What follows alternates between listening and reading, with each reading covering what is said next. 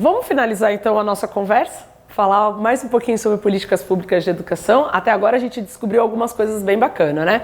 Que é preciso entender política, porque a gente precisa compreender como essa dinâmica está sendo feita socialmente, entender que as políticas públicas, elas são então essa retomada do lugar do povo junto com o Estado, entender que políticas públicas de educação também interferem no financiamento da educação, e agora a gente está finalizando falando sobre a formação e a valorização docente.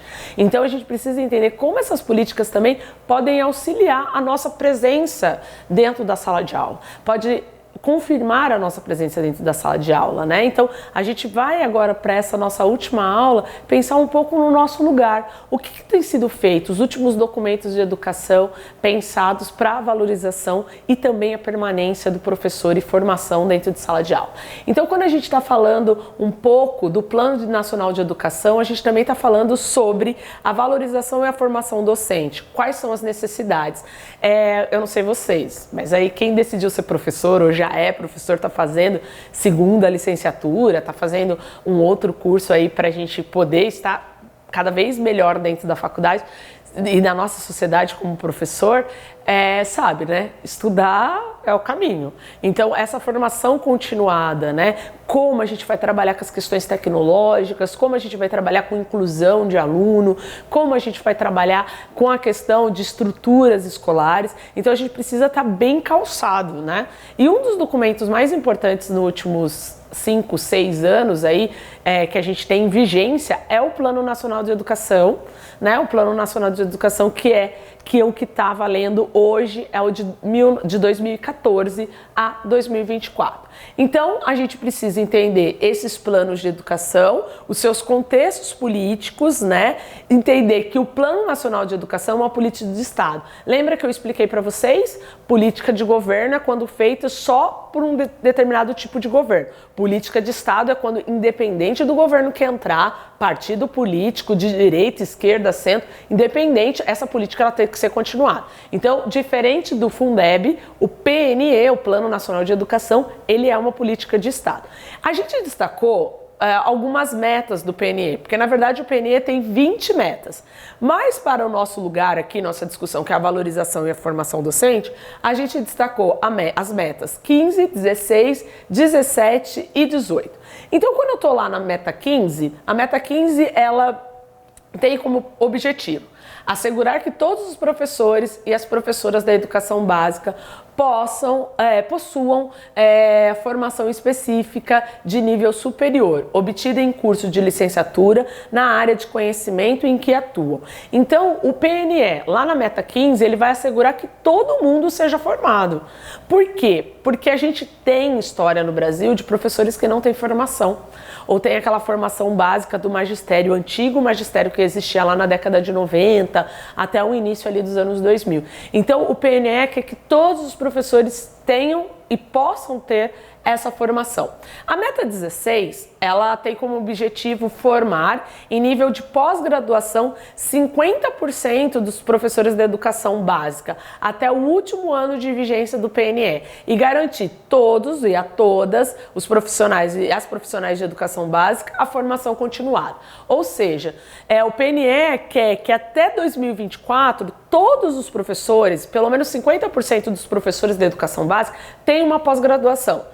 Mestrado, doutorado, uma especialização, para que ele possa ter garantido essa forma continuada de educação. E aí você diz assim para mim, mas professora, eu trabalho, eu não tenho tempo de estudar, como isso pode ser feito? Aqueles programas que eu falei antes para vocês, como o PIBID, o PROFOR, o PAFOR, né, o PRODOCência, todos esses programas, eles têm que estar casados com essa meta do PNE. Então, assim, a gente precisa que o governo também esteja atento ainda a um afastamento remunerado dos professores, a condição desse professor continuar estudando e assim por diante. A meta 17, ela traz a ideia de valorizar os profissionais e as profissionais do magistério das redes públicas de educação básica, de forma a equiparar seu rendimento médio ao dos demais profissionais com escolaridade equivalente. Aqui é o nosso calcanhar de Aquiles. Aqui é o nosso problema dentro da educação brasileira. A gente tem um piso salarial que foi decretado porque era o último ano de vigência, agora em 2020, mas a gente sabe que na realidade esse piso salarial ainda não é uma realidade para todo mundo. E aí, se não é uma realidade para todo mundo, a gente ainda tem uma distância muito grande na ideia da valorização da carreira, né? Então, uma remuneração pela carreira. Então, como a gente ainda não tem um piso salarial que atinja a todos nós, a gente ainda tem um problema muito grave em relação à valorização do professor. Então, a gente precisa estar atento a esse tipo de política para entender, assim, o que é o teto básico e mínimo para ser um professor no Brasil. E isso tem que ser equivalente em todas as regiões, em todos os municípios, em todas as cidades. Então é por isso que a gente precisa entender como que o PNE, o Plano Nacional, e como o governo, os estados, os municípios, vão fazer para que essa meta seja cumprida. Lembre-se, é uma política de estado. A gente tem 20 metas para cumprir, então a gente precisa achar caminhos dentro do estado para o cumprimento dessas metas. E aí a gente chega à meta 18. Na meta 18, a ideia é assegurar, no prazo de 2 anos, a exigência de planos de carreira para os profissionais da educação básica e superior pública de todos os sistemas de ensino e o piso salarial em 2020. Então, PNE 2014. Em 2 anos, 2016, a gente já tinha que ter tido uma resolução, né, sobre como que a gente ia ser remunerado, a ideia do plano de carreira. Vocês entendem o que é plano de carreira? Plano de carreira é, a partir do momento que eu vou me formando, que eu vou tendo novas formações, eu vou ter um acréscimo ao meu desempenho, ao valor salarial. E aí o piso salarial não podia passar de 2020, então foi colocado agora. Só que aí você diz assim para mim, professora, por que então em 2016 a gente já não fez o plano de carreira? Vamos lembrar? Contexto social. O que estava acontecendo em 2016 no país, gente? O impeachment de uma presidente. Então a gente precisa entender que isso ocasionou também o atraso. Essa troca de governo também ocasionou um atraso dentro dos planos no Plano Nacional de Educação. Ué, professora, mas você não falou que ele é um plano de Estado? Ele é um plano de Estado. Só que a partir do momento que esse governo entra, ele pode querer modificar ou desacelerar esse lugar para a gente entender. Por exemplo, Fundeb, a PEC 015 é de 2015. A gente está em 2020 dizendo, até dezembro a gente precisa resolver, tá? E aí, então, a gente tem ainda a BNCC, que é a Base Nacional Comum Curricular, que já está em vigência, que era já garantida pela LDB. Ela é um documento que determina os conhecimentos fundamentais que todos os alunos da educação básica têm o direito de aprender. Ela é uma referência comum para todos os sistemas de ensino. Ela é um alinhamento das políticas e ações governamentais. E aí eu tenho a formação docência, que vai ser essencial em competências e habilidades.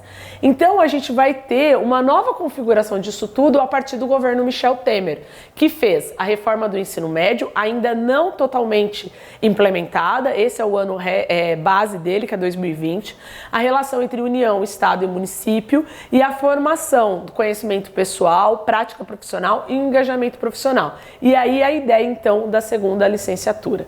Então, só para a gente terminar as nossas discussões, eu quero que bem claro para vocês que quando eu falo de políticas públicas de educação, eu estou falando do nosso olhar como profissionais da educação sobre os mandos e desmandos do governo, do Estado.